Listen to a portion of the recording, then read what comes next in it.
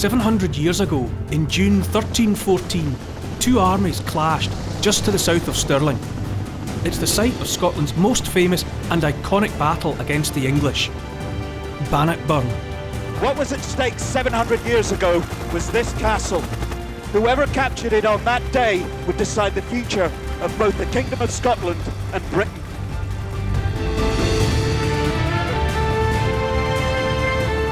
And just down there is a statue of the man who led the Scots to victory. Against all the odds, Robert the Bruce fought off the English in an epic two-day battle. And despite it being one of the most significant clashes in British history, still today the precise location of the battlefield remains a mystery. No one has ever managed to precisely locate the battlefield, and that's the quest that we've set ourselves. And we also want to find out just how Robert the Bruce was able to secure a victory over an army that wasn't just twice the size of his own, but also regarded as one of the most effective fighting forces in the whole of the medieval world.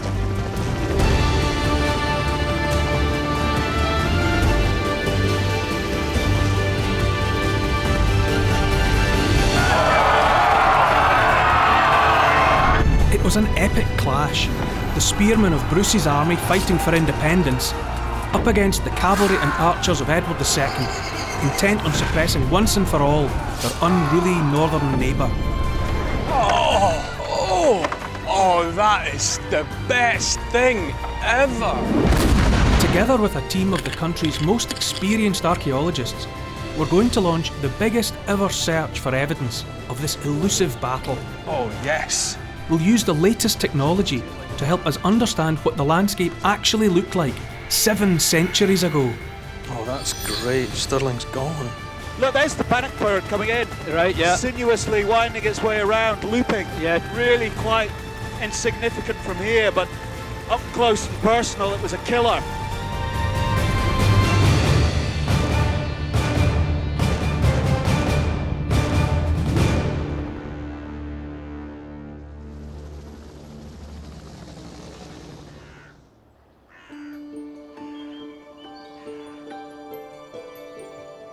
This isn't the first time Tony and I have searched for the location of the Battle of Bannockburn.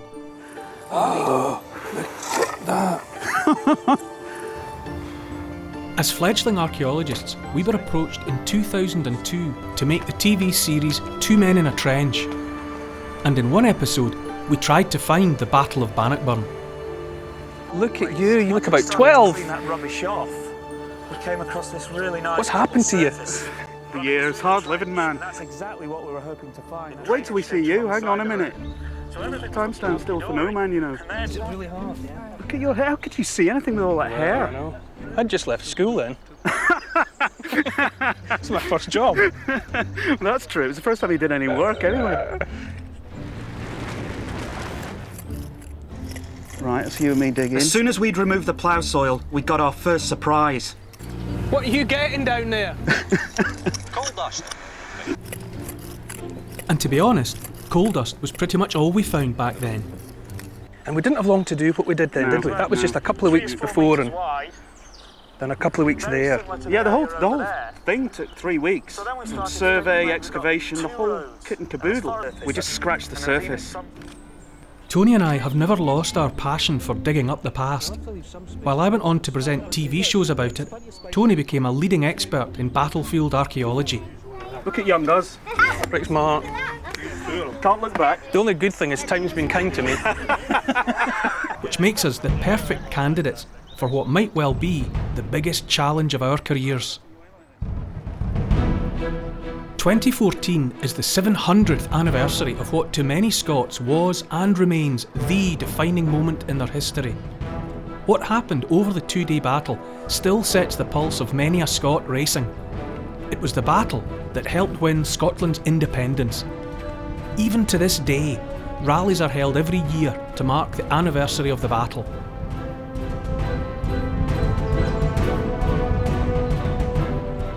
Bannockburn is still argued about, still studied and constantly reassessed by historians and writers.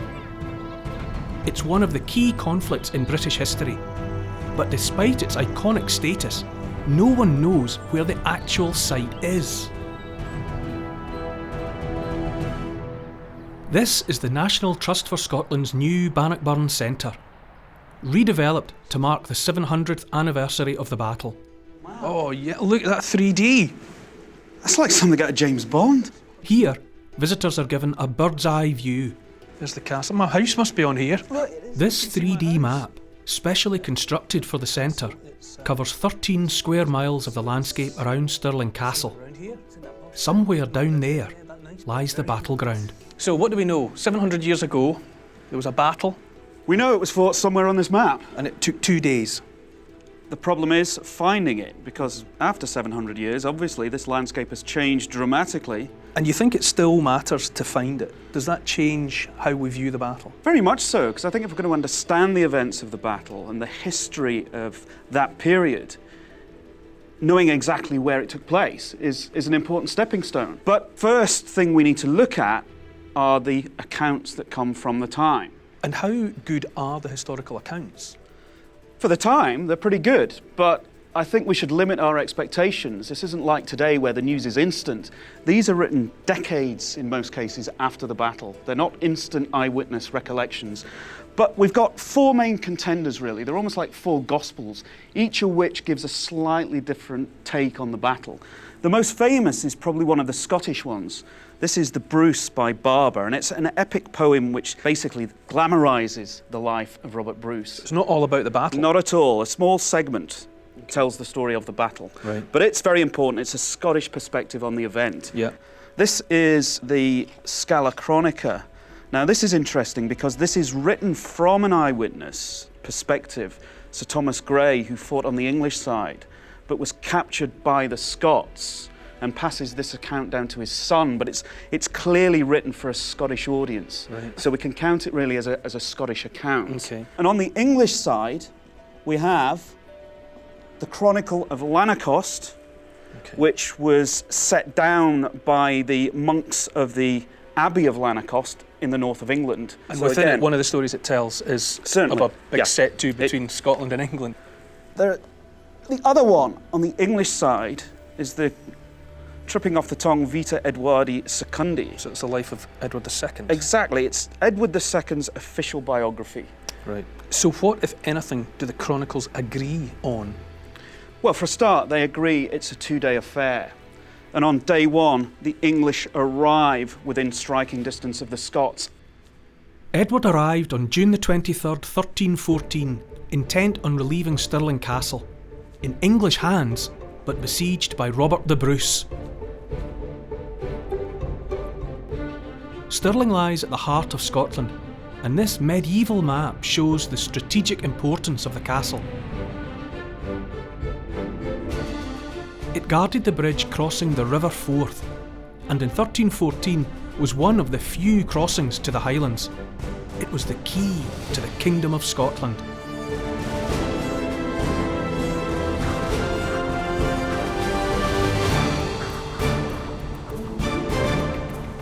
Never get tired of looking at that castle. Yeah. That's the best castle in Scotland, that one. It's the way it stands out on the plain, and Yeah. that's the whole point. The English army would have seen it miles back. Just north of the castle is the River Forth. That's a fantastic view. Look at that. And You've got the river amazing. here, But and it it's- loops around like a huge intestine, doesn't it? It's amazing. A major barrier between the Highlands and the Lowlands and the Central Belt. Yeah.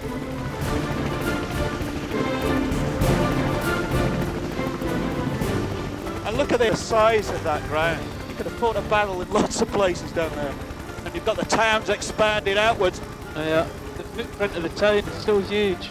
And our problem is that it's 700 years ago. Yeah. If we were able to find archaeologically evidence for this battle, it would certainly be the oldest battle in Britain that's been found archaeologically. It is a big ass. It's a real challenge.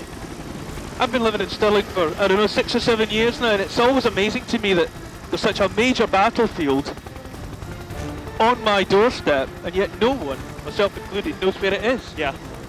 Only you and I would be foolish enough to try and find out, my friend, Yeah. Only you and I don't find what we don't find. with the panache that we don't find it with. And south of the castle flows the Bannockburn, This long meandering stream gave the battle its name and mythical status. Bannockburn was one of the great pivotal events in the shaping of the British Isles. Bruce's victory helped seal Scotland's future as an independent kingdom with a powerful new identity. But while the battle lasted just a couple of days, the war for the Kingdom of Scotland had been raging for 18 long years.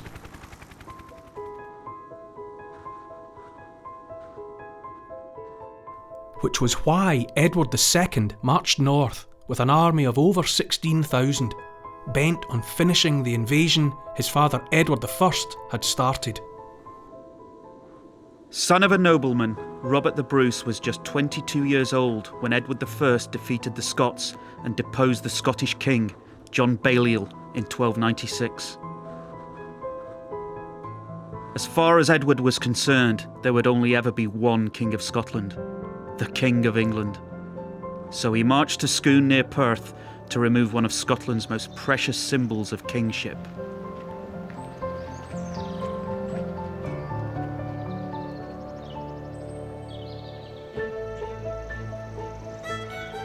Just over the wall from the cemetery is the original site of the Abbey of Scone.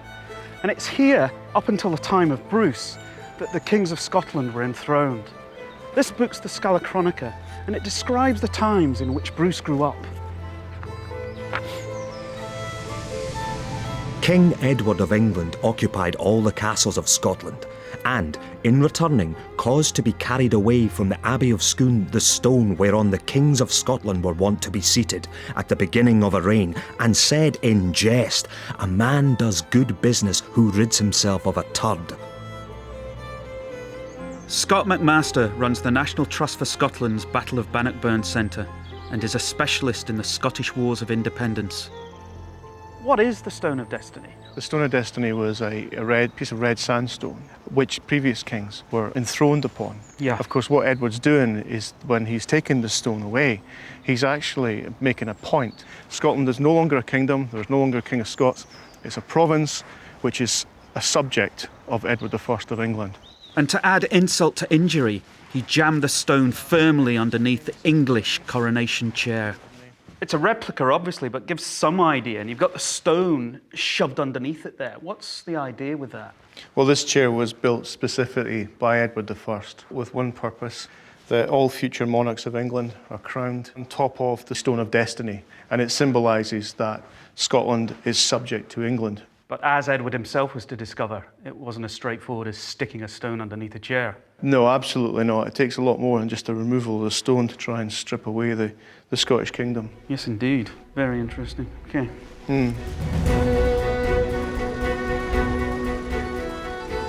There was resistance, of course. This monument marks the spot where in 1297, William Wallace launched his attack to crush the English at Stirling Bridge and take the castle. Edward's archers annihilated Wallace's army at the Battle of Falkirk a year later.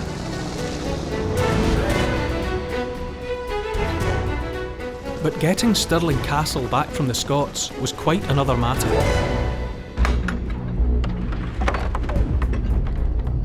This was the moment Edward I earned his nickname, Hammer of the Scots. Stirling Castle seemed impregnable, but Edward had a secret and terrible weapon. In his determination to get the castle back, Edward spared no expense and ordered a new siege engine, a monstrous trebuchet, the Warwolf.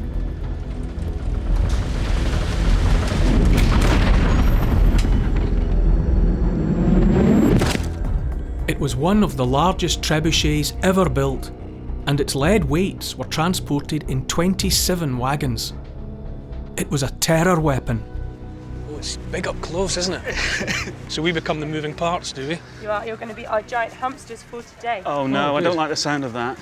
I'm a bit worried about our armoured tea cozies. Yeah, well, What I'm are they sure I about? look every bit as good in mine as you do in yours. Wines, are you ready? The Warwolf was capable of hurling 300-pound missiles to smash through the castle walls. It's quite fast. God, it's gone at a heck of a speed, surely. How you doing, Tony? I don't know. It's horrendous. It was also great entertainment. Edward even set up a tent so the ladies could enjoy watching the siege. The trebuchet is now live and ready to launch. Look at the size of it. But this is a baby compared to Warwolf. Yeah, Warwolf is, I'd say, at least twice that size.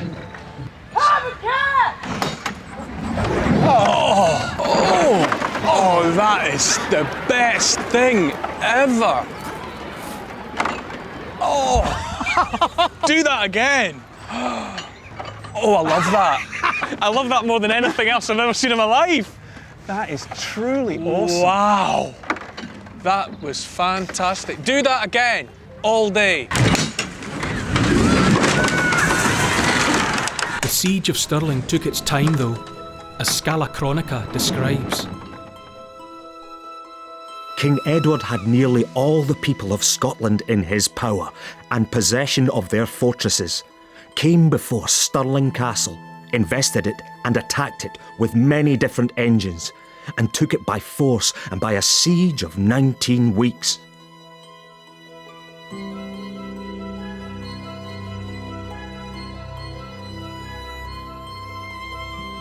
Warwolf's destruction of Stirling Castle's walls completed the conquest of Scotland, and in the summer of 1304, Edward was at long last able to return home to England.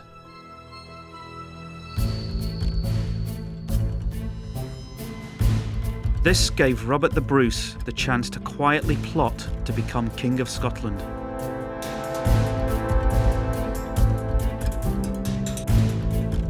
With the death of his father, Robert the Bruce inherited his family's claim to the Scottish throne.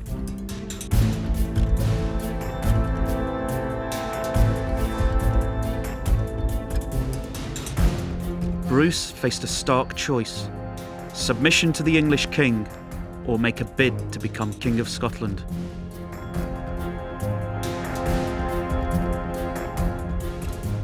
Here at the Abbey of Cambuskenneth, on the banks of the River Forth, the decision was made for him. Bruce secretly met with Scotland's leading bishops, who promised him the church's backing.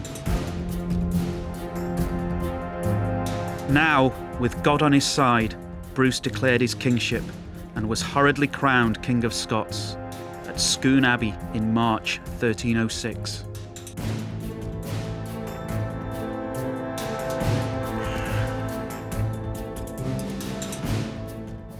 Bruce has himself crowned. What's Edward's take on this? How does he react? Edward is absolutely furious, livid. You can imagine him when he gets wind of this, kicking things over despite his old age. And really, there's no quarter given to Bruce or any of his supporters. 3 of his brothers are executed. His daughter and his wife, essentially, are captured. That's the way Edward deals with it. If you support Bruce, you've had it, as far as Edward's concerned. Bruce spent the next year in hiding. But then, in 1307, his luck changed. Edward I died on his way to Scotland.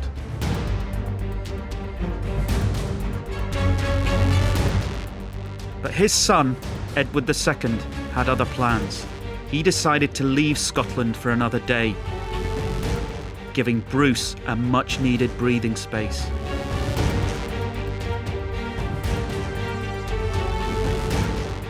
Bruce took full advantage and set about taking Scotland back, castle by castle.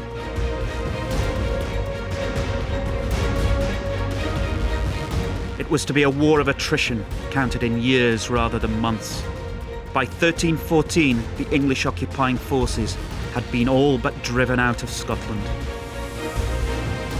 Messengers came to the king with news of the destruction of the Scottish cities, the capture of castles, and the breaching of the surrounding walls.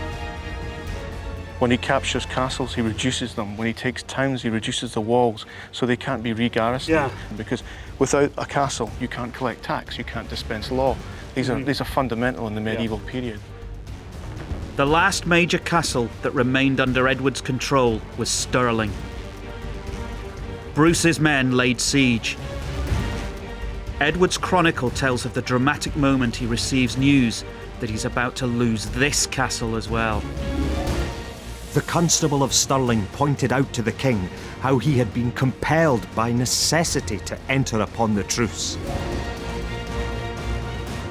The Constable had agreed to hand over the castle to the Scots unless an English force arrived to relieve him by the 24th of June, 1314.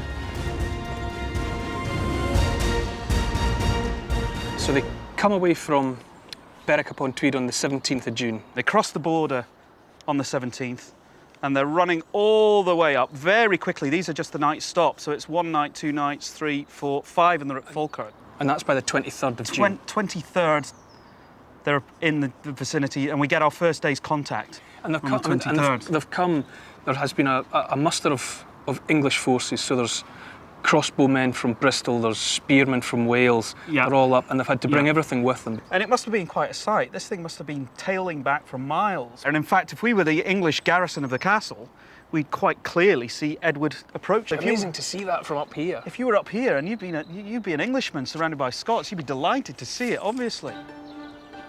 Although the contemporary accounts make no mention of it, we are confident Edward and his 16,000-strong army must have followed the 1,000-year-old Roman road from Falkirk to Stirling. This was the only logical route of approach for Edward's army, given its numbers and size of the baggage train.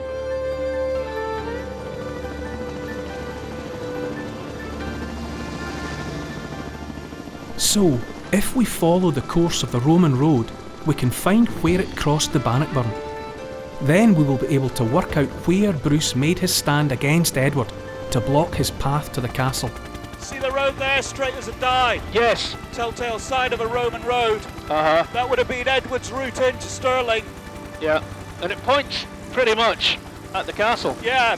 Looking from above, it's easy to follow this Roman road, but suddenly the modern road becomes distinctly wriggly and the straight Roman road just disappears. Back in 2002, this is where we found the last evidence of the road. How many years is it since we excavated that for two men in a trench? Too long to remember. This is the Roman road that we were looking for.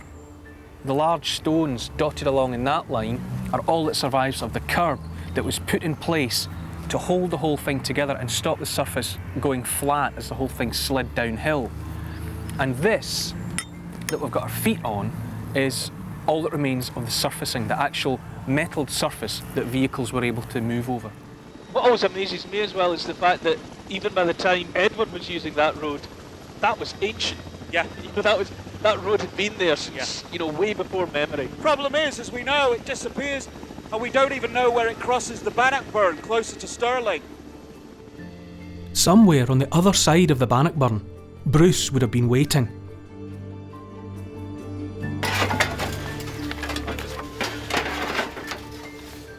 At Beechwood Park, in the shadow of Stirling Castle, a community dig organised by Stirling Council Archaeology is in full swing. What is this? That's the bottom of an old wine bottle. That could be 200 years old. Oh! Led by Murray Cook, the team has made a major discovery. They found another section of the Roman road, north of the Bannockburn and 2 miles north of where Neil and I excavated back in 2002. So Murray, are you confident that you have the Roman road here? Oh, very much so. We've got the kind of classic cobbles. We've also got a series of later medieval resurfacings. It's got green glazed pottery and an Elizabethan coin. Very exciting. It looks like one. I have to say, from what I've seen, I agree. And one of the reasons I think you're right is that we've seen this before. When we first looked way back outside of Stirling and we found the Roman road there, it was pretty much the same dimensions, 7 or 8 metres wide. It's got a camber, so it's coming up in the middle, which yours definitely is. Worn cobbles, so pretty much mirroring what we had there. The problem is, obviously, as we came in, it just totally disappeared. But having found it so close in to the castle, that's pretty amazing, really. It's a significant discovery. What this medieval resurfacing and pottery tell us is that the Roman road was maintained right up to 1314, taking Edward's army to the gates of Stirling Castle. We now have confirmed sites for the road to the north and south of the Bannockburn. So the next step is to work out the precise route between these two locations and discover where Edward's forces would have crossed the burn. To do this, we're going to use a highly accurate model of the landscape. Wow, so this is the LiDAR model of Bannockburn. Yep.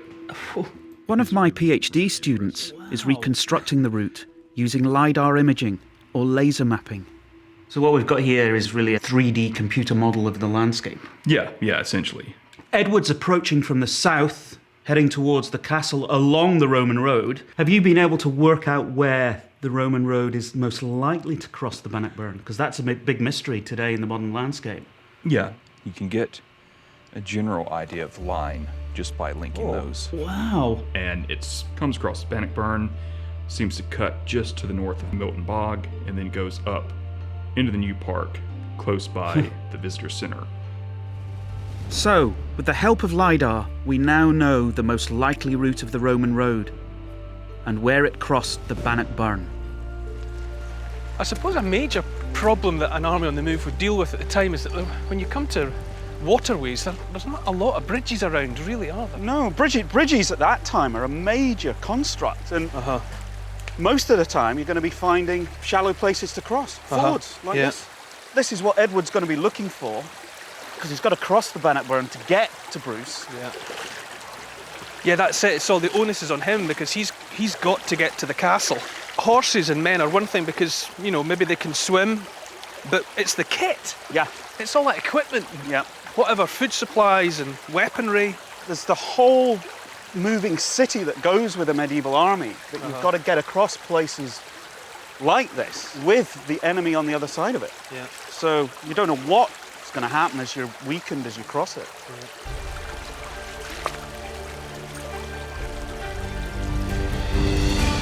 On the north side of the Bannockburn, Bruce was waiting for them. This statue of Bruce stands on top of Monument Hill. The monument's come on well, all polished up. Yeah. With views commanding the castle, the Bannockburn and the Roman road, this is the spot where the Scottish king made his stand. Over the centuries, it's been a place of pilgrimage for thousands of visitors. There's the new visitor centre. Yeah. Probably the one and only time we'll get to see it from above. I guess so.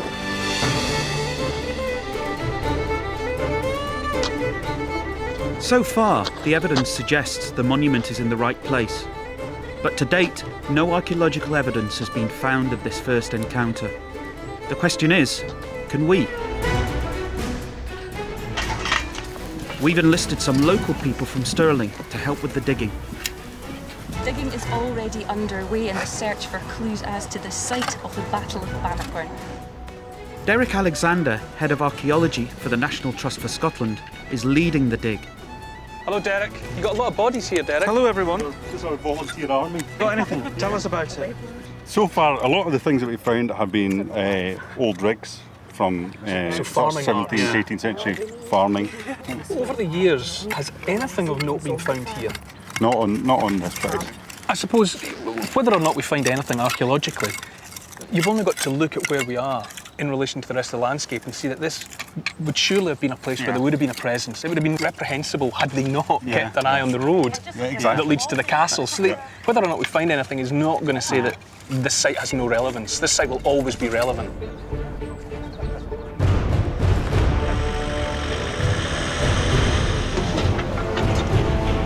Bruce's camp was nearby, and to get an idea of what his army would have looked like in 1314, we invited along a local medieval reenactment group called Clan Ranald.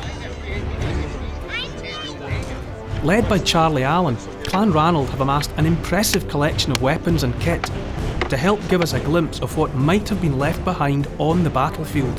Hiya, Charlie. Did you bring all of your hardware or just some of it? Just some of it. I'm assuming that this kind of gear is expensive.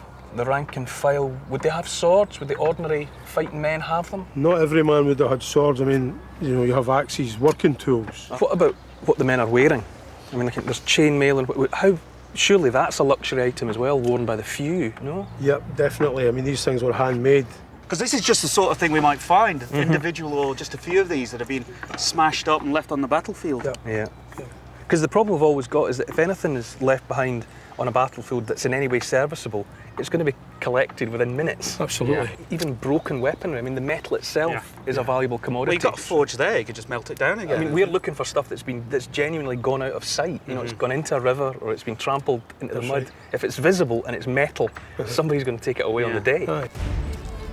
Back at the excavation, the team are digging several trenches, metal detecting, and using geophysics to cover as much of Monument Hill as possible. And there is plenty of archaeological evidence to show that this was a busy place through the centuries.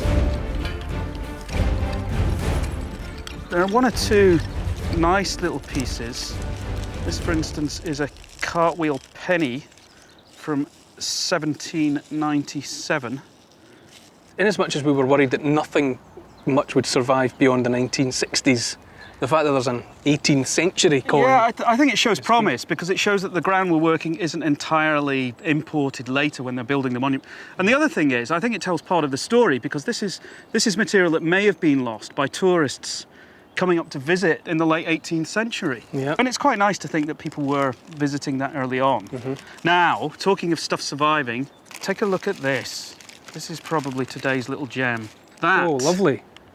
Is bona fide medieval. I think they call it white gritty ware.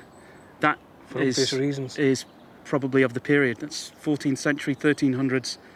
That could be camp debris. That could be from Bruce's men. That's great, isn't it? The base of a bowl of some sort, maybe a cooking vessel, which of course they would be carrying around with them. And let's not forget, the Scots are here for days, if not weeks, before the battle. Yeah, I mean, they're not just fighting, they're living and eating and drinking and all the rest It's a major settlement. The contemporary accounts all describe that on the eve of the battle, Bruce camped in a wooded area known as the New Park. Robert the Bruce is recorded as using it as cover to hide from the advancing English. What do you think is really meant by the term New Park? Well, what is that? It's hunting, isn't it? It's because he got the King's Castle back there.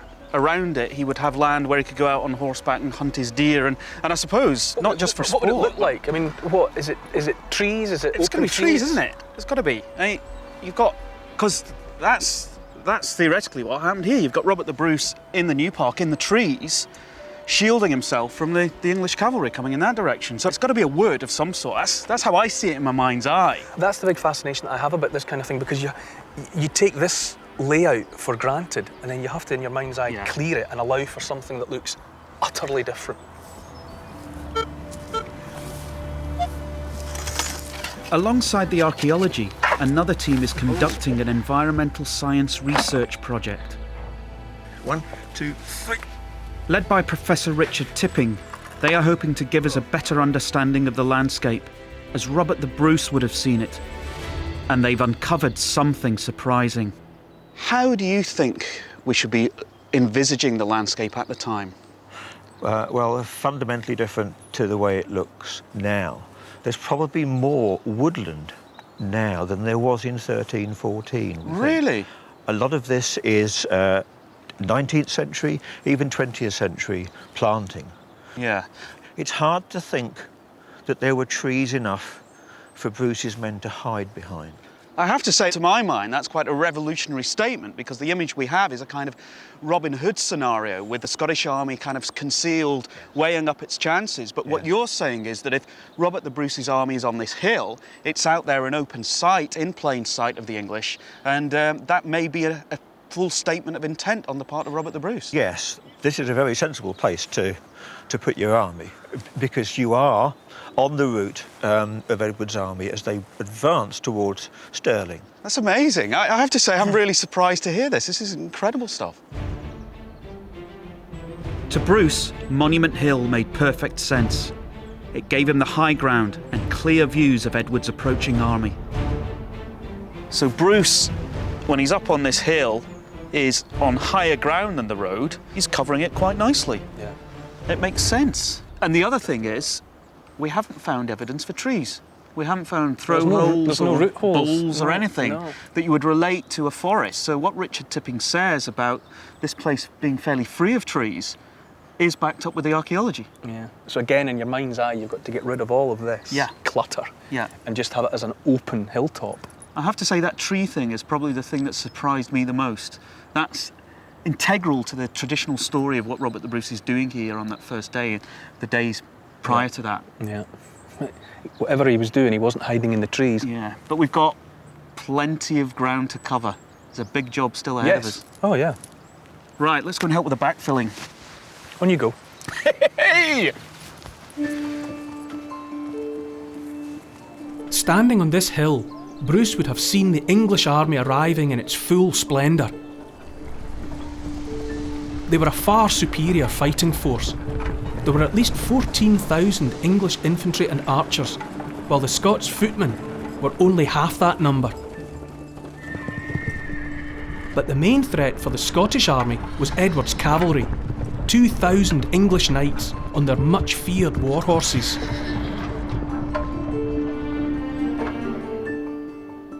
So what was Bruce's strategy?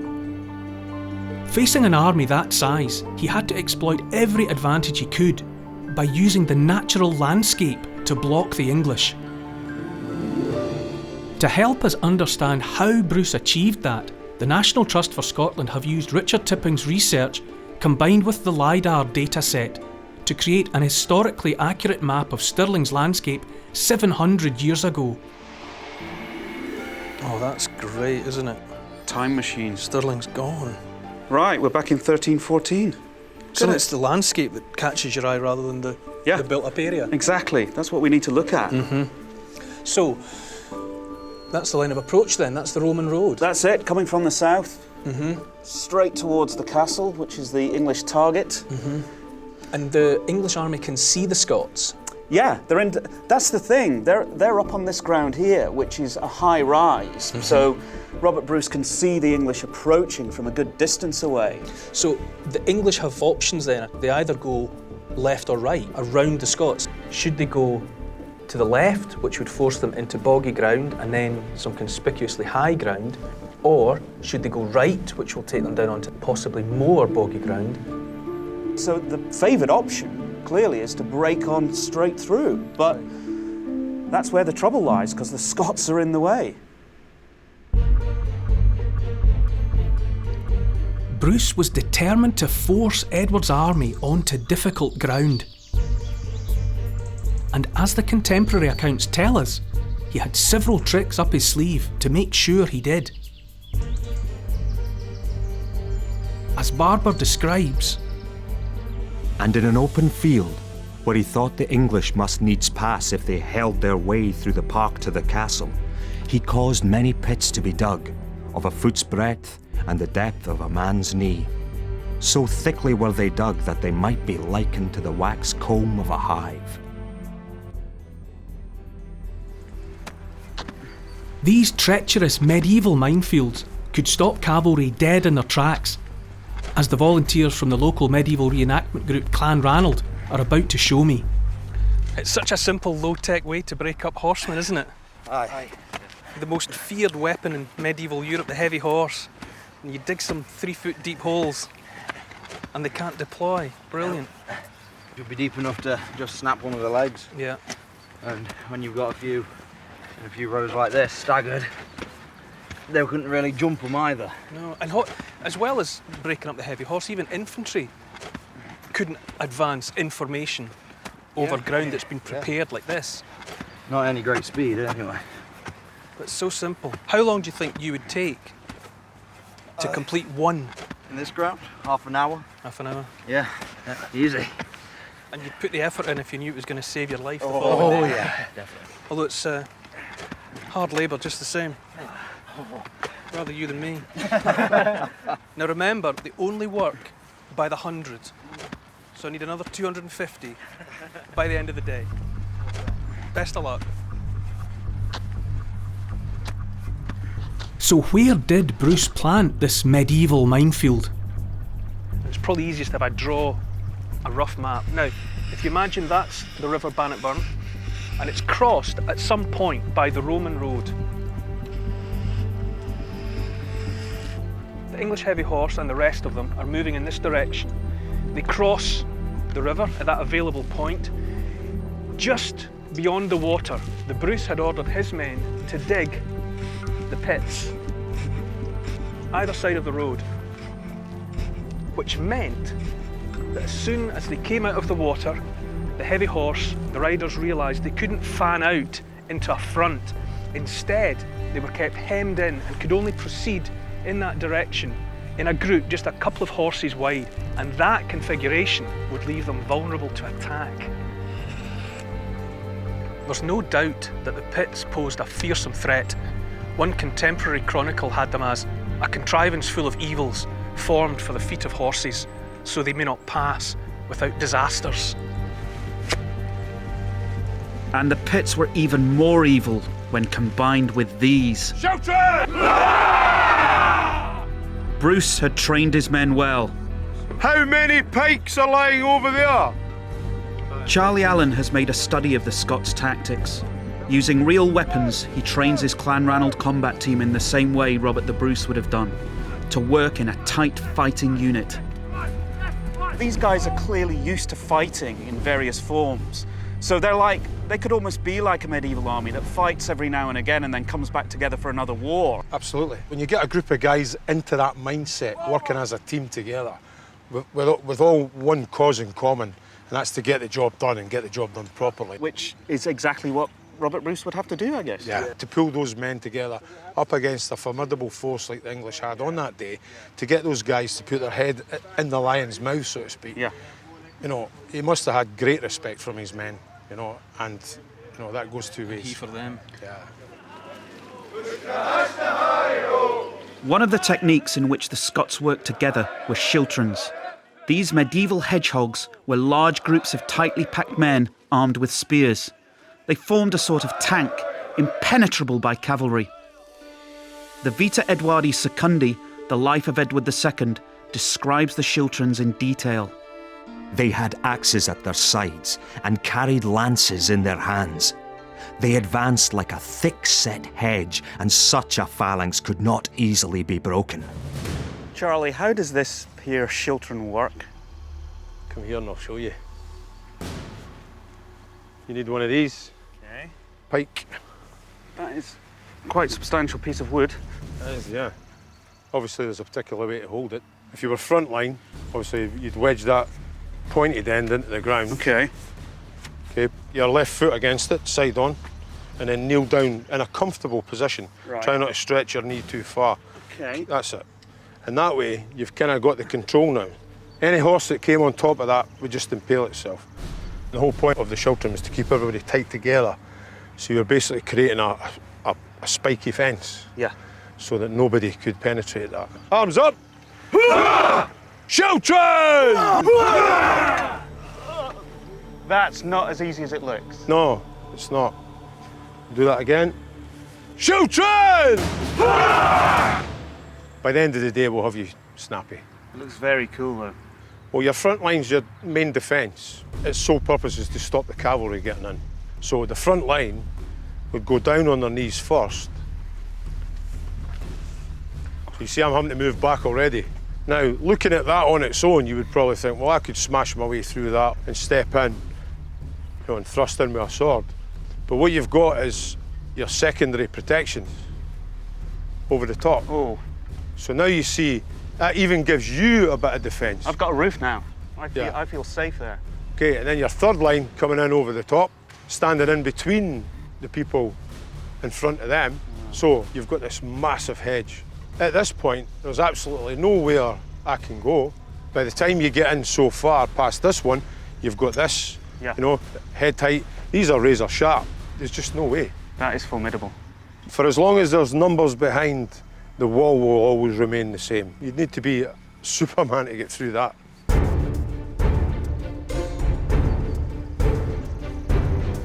Of course, Edward had no idea what preparations Bruce had made.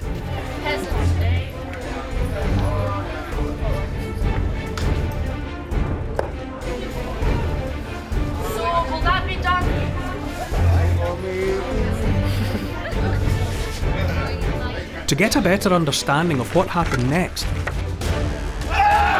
we were about to conduct a unique archaeological experiment. Using stuntmen, horses, a small army of battle reenactors, and state-of-the-art special effects. We're going to try to piece together what happened when the English and Scottish forces finally clashed on the first day of the battle.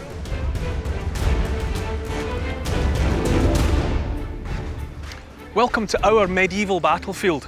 It's actually the River Endrick near Drimmen, but it bears a striking resemblance to what Bannockburn would have looked like in 1314. It's wider than the Bannockburn and much sandier, but for the purposes of this experiment, it's going to be ideal.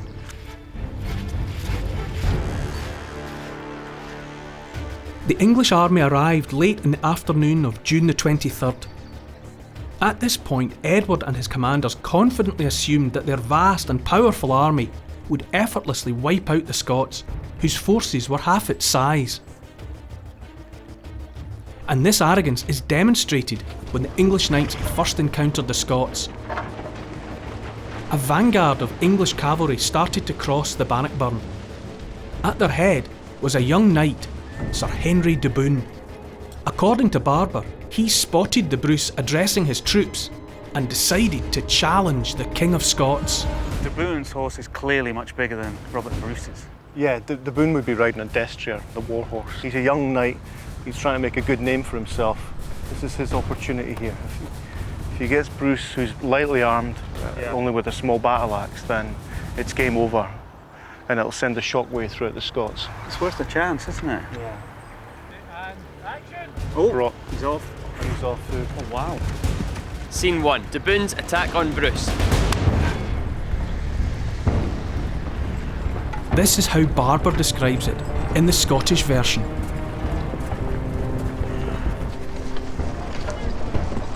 The vanguard rode in good array, without stopping, straight to the park. And when the Bruce knew they were come so near in full order of battle, he set his men in array.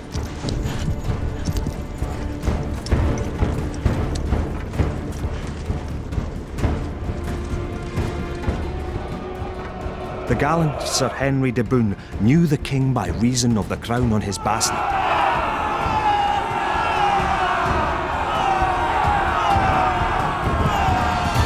When the Bruce saw him come on so openly before all his comrades, he turned his horse towards him.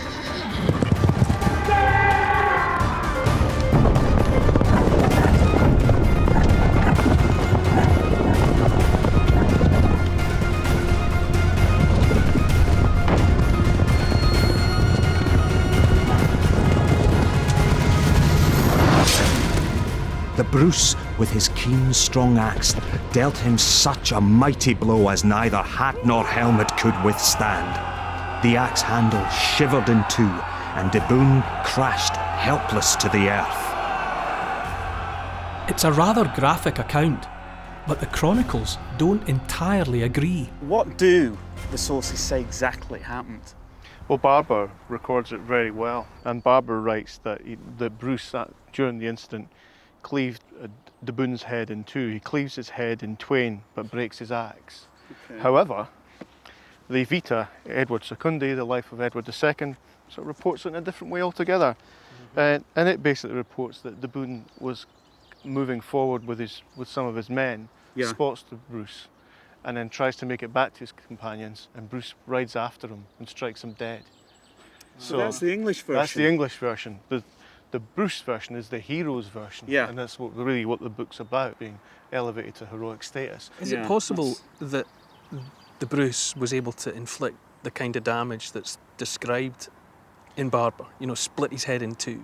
I think in some accounts it is. He basically splits the head in two from right through the skull to the chest bone. Now, I don't know if that is possible. We'd have to.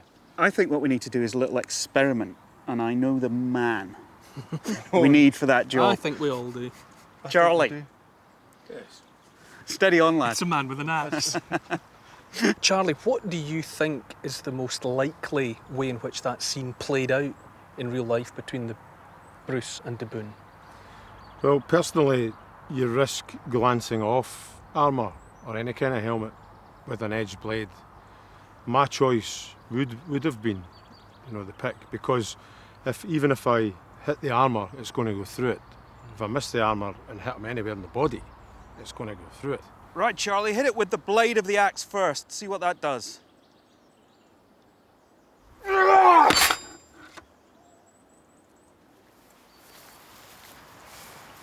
You've split it. It's certainly going to have done some damage to him, but not killed him outright or split his skull wide open, that's for sure. Yeah, nothing like that account of the skull opening, the helmet opening right down to his chest. Try it with a point this time, Charlie. Oh! Oh! Bullseye! Whoa. He's a goner. He's dead. He is a goner. And it's turned his head through 180 degrees. Which doesn't help. Well, there you go. Poor old Daboon, eh?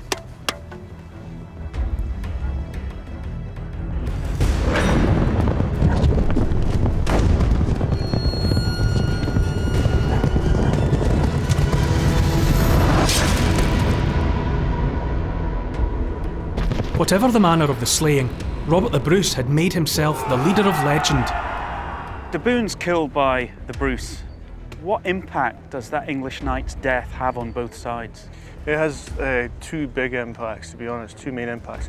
For the Scottish foot soldiers, for the infantry, it's a huge morale boost. They've just seen their king basically take out a leading knight from the English army in a spectacular fashion.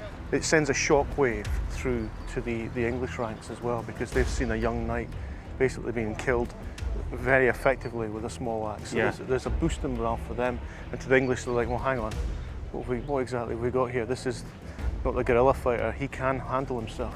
Yeah, so after that instant shock on both sides, how does it unfold after that? Well, the second element, of course, Daboon is slain, but then Hereford and Gloucester lead the attack upon the Scots Chiltern and are basically repulsed backwards. So pretty disastrous all in for the English on day one. Absolutely. Well, let's see how that unfolds. Okay. Stand by. Children! And action! Scene 2. The English cavalry charge. In anger, the English cavalry charge the Chilterns. It's an impetuous move, fueled by rage over Daboon's killing. Barber describes Bruce encouraging his men to stick to the plan. As long as they stayed together, the Chilterns would stand firm against the English cavalry.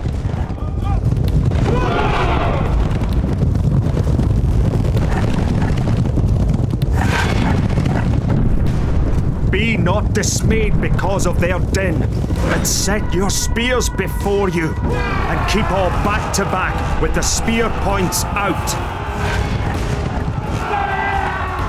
The combination of Chilterns and pits proved so impenetrable that the English, in frustration, hurled their weapons at the Scots.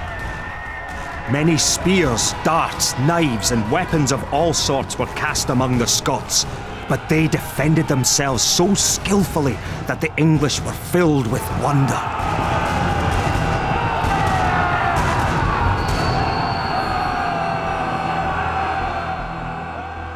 From the outset, Bruce knew he would be outnumbered and that the English cavalry posed the greatest threat.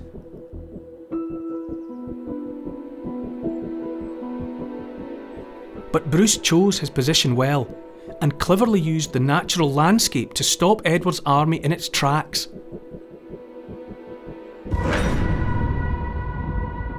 By digging a honeycomb of pits and forming his men into well-drilled Chilterns, he saw off the English cavalry charge.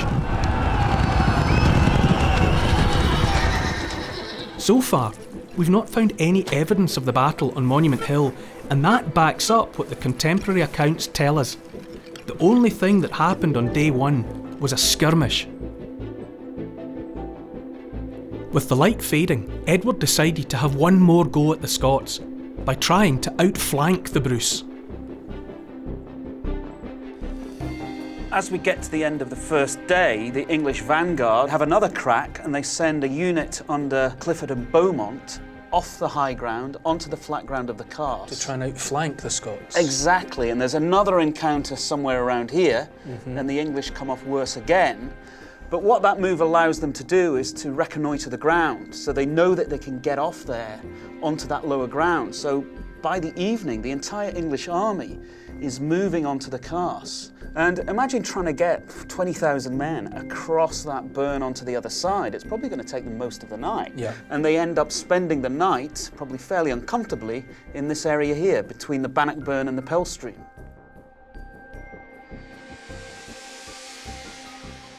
Unable to proceed north or west to the castle, Edward II was forced to lead his men down onto a huge plain to the east, the Carse, bounded by the River Bannockburn and the Pell Stream. The king's army moved upon a plain beyond Bannockburn, an evil, deep, wet marsh, where the English army remained all night, having sadly lost confidence and being too much disaffected by the events of the day. So we find ourselves on the edge of the Carse. On Midsummer's Eve 1314, the English camped here, waiting for the next day's battle. No one has found any evidence of where it was fought, and that's our next challenge. Do you think the English had to suffer midges? I think everybody for the last 100,000 years in this part of the world suffered midges. Unbelievable. Not a comfortable place to be camping, really, is it? Because if this was the evening after the first day, they've had a really bad day. They've lost twice, 2 actions, pushed off the high ground, down here onto the Carse. I would imagine our equivalent stood around fires like this would be fairly disgruntled by now. What the hell are we doing here? This wasn't supposed to happen. Enough of them, though. You know what worries me? Look at the size of this place. Carse is massive. And our problem is that somewhere in here, we've got to find that battlefield. We're going to have to be really careful about what we do, about where we look, because we don't have forever to do that. Well, we just have the midges. Millions.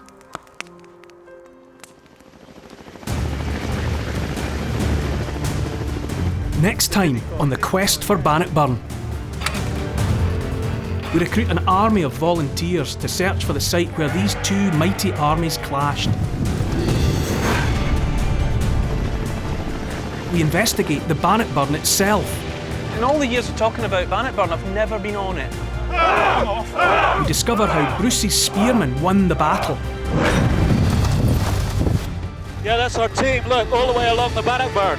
And at last, the Carse reveals some of its treasures. What have we here? Oh, that's superb.